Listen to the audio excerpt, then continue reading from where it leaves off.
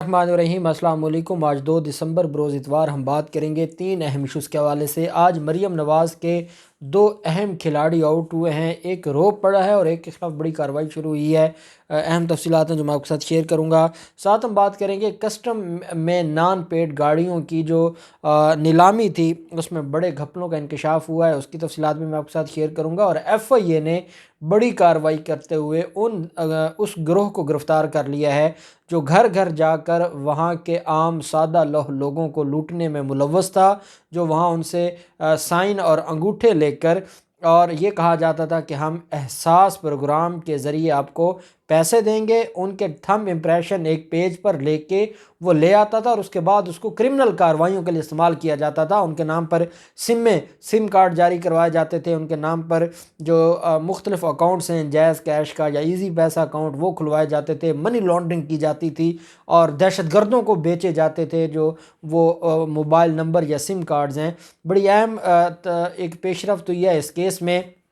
اسلام آباد سے پہلے اس گروہ کو گرفتار کیا گیا تھا، اب گجرانوالہ سے بڑے گروہ کو گرفتار کیا گیا ہے، اس کی تفصیلات بھی میں آپ کے ساتھ شیئر کروں گا۔ پہلے تو ہم بات کر لیتے ہیں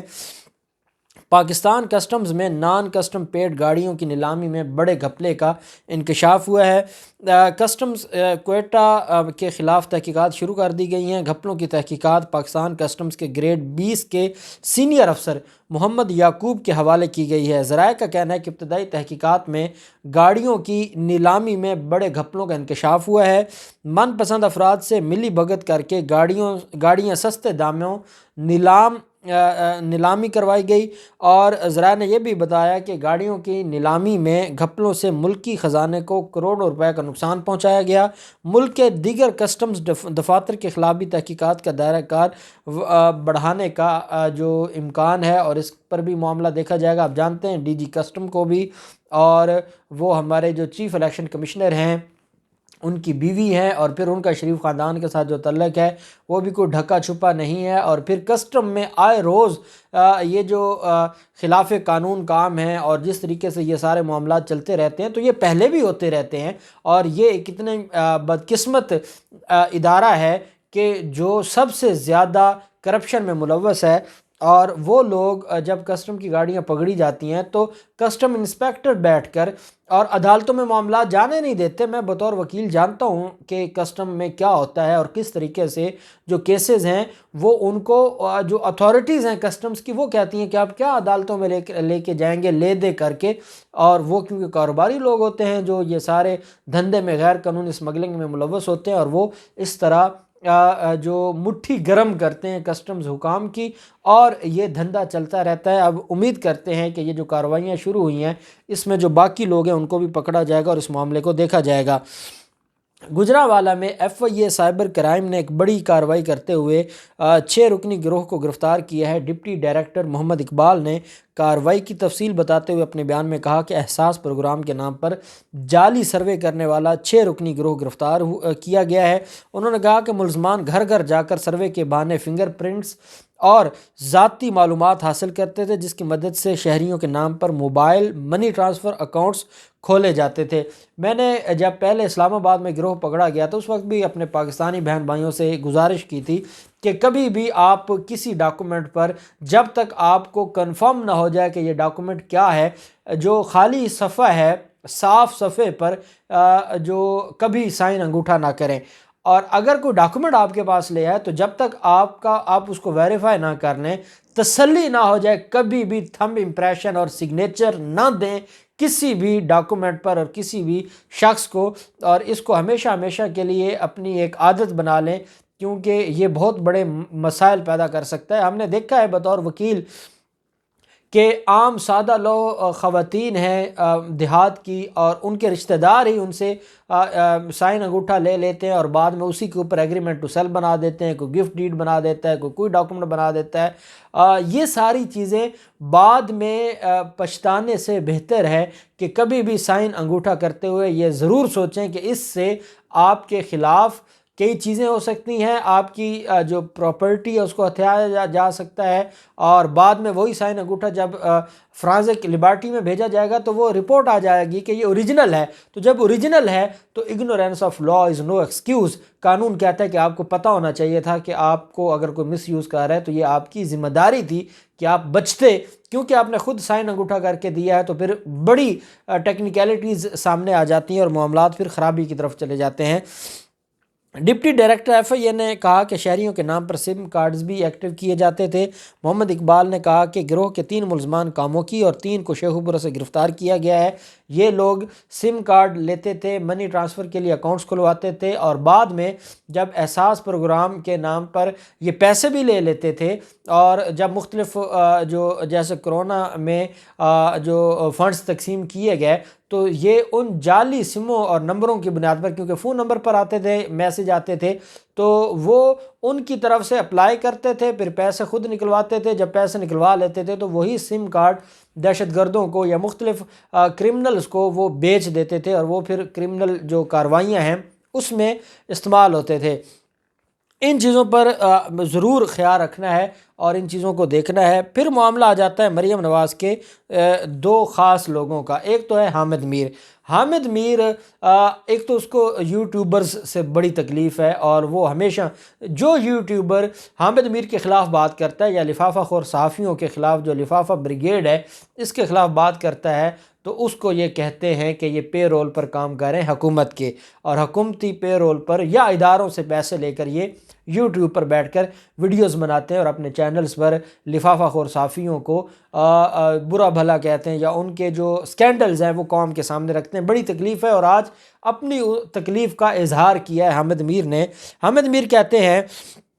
کہ سال 2021 میں مجھے بہت سارے الزامات کا سامنا کرنا پڑا۔ یہ الزامات گزشتہ 20-25 برسوں میں لگائے جانے والے الزامات کا تسلسل تھے، جنہوں نے 10 سال قبل مجھے جان سے مار دینے کی دھمکیاں اور پھر قاتلانہ حملے کیے، وہ آج بھی میرے خلاف کارروائیاں کر رہے ہیں۔ وہ کہتے ہیں کہ مئی 2021 میں اسلام آباد کے نوجوان صحافی اسد علی طور پر ان کے گھر میں گھس کر تشدد کیا گیا۔ اس تشدد کے خلاف نیشنل پریس کلب اسلام آباد کے باہر صحافیوں نے ایک احتجاجی مظاہرہ کیا۔ اس مظاہرے سے میرے سمیت کئی صحافیوں نے خطاب کیا۔ کہتے ہیں کہ میرا خطاب کسی ٹی وی چینل پر نشر نہ ہوا، نہ ہی کسی اخبار میں شائع ہوا۔ میرے لہجے میں تلخی کسی کی طبیعت پر بہت زیادہ ناگراں گزری، اور پھر جیو نیوز نے مجھ پر پابندی لگا دی۔ اسی پر بس نہیں بلکہ روزنامہ جنگ میں اس ناچیز کا کالم بھی بند کر دیا گیا۔ میں نے جیو نیوز کی انتظامیہ کو پیشکش کی کہ میں ملازمت سے استعفیٰ دے دیتا ہوں، لیکن مجھے کہا گیا کہ صرف چند دنوں کی بات ہے، پھر معاملہ ٹھیک ہو جائے گا۔ آپ جھوٹ دیکھیں کہ اگر جیو نیوز کسی کے دباؤ میں آ کے آپ کو پروگرام سے ہٹاتی تو پھر وہ آپ کو یہ بھی کہتے کہ آپ کو ہم تنخواہ کس چیز کی دیں، آپ ریزائن دیں اور چلے جائیں، کیونکہ آپ کی ریٹنگ ختم ہو گئی تھی، آپ کے پاس بیچنے کو کچھ بچا نہیں تھا، اور آپ قوم کے سامنے ایکسپوز ہو چکے تھے، اور آپ کا جو پروگرام تھا وہ اس نے بٹھا بٹھا دیا تھا جیو نیوز کا۔ تو اب کیونکہ آپ ایک انٹرنیشنل لابی کا حصہ ہیں اور میر شکیل الرحمان بڑے انویسٹر ہیں اس لابی کے، انہوں نے آپ کو رکھنا تو تھا، کیونکہ وہ آپ کو کوئی بطور صحافی نہیں رکھا ہوا، بطور انہوں نے اپنے مقصد کے لیے ایک خاص آدمی رکھا ہوا ہے۔ تو جن لوگوں نے دباؤ ڈالا، اور اگر جن پر الزام لگا رہے ہیں، اگر انہوں نے آپ کو نکلوانا ہوتا تو وہ پھر کہہ دیتے کہ اس کو آپ اپنے جو ادارہ ہے اسے فارغ کر دیں۔ وہ آپ تنخواہیں لے رہے ہیں، آپ کو پروٹوکول وہی جیو جنگ میں ملتا ہے، اور آپ الزام لگا رہے ہیں اور قوم کو بیوقوف بنا رہے ہیں۔ پھر کہتے ہیں کچھ زر خرید یوٹیوبرز نے الزامات کو جو مختلف رنگ دیے، میرے خلاف جو الزامات تھے اس پر سوالات اٹھائے، اور میرے خلاف جو الزامات تھے ان کو اچھالا، جس کی وجہ سے میرا قصور صرف اتنا تھا کہ میں نے حق اور سچ کی بات کی۔ اور کہتے ہیں کہ عام خیال یہ تھا کہ میرے خلاف جو معاملہ ہے اس کے پیچھے کون ہے۔ میں یہ بتانا چاہتا ہوں کہ یہ وہی لوگ ہیں جو نہیں چاہتے کہ مجھے جو میں آن ایئر ہو کر میں قوم کی بھلائی کروں اور قوم کی رہنمائی کروں، قوم کو سچ کی بات بتاؤں، کیونکہ وہ یہ نہیں چاہتے، اور ایک خاص طبقہ ہے جو مجھے رگڑا لگانا چاہتا ہے، اور اس میں جو زر خرید یوٹیوبرز ہیں وہ اس میں آگے ہیں، اور وہ میرے خلاف یہ کمپین چلا رہے ہیں۔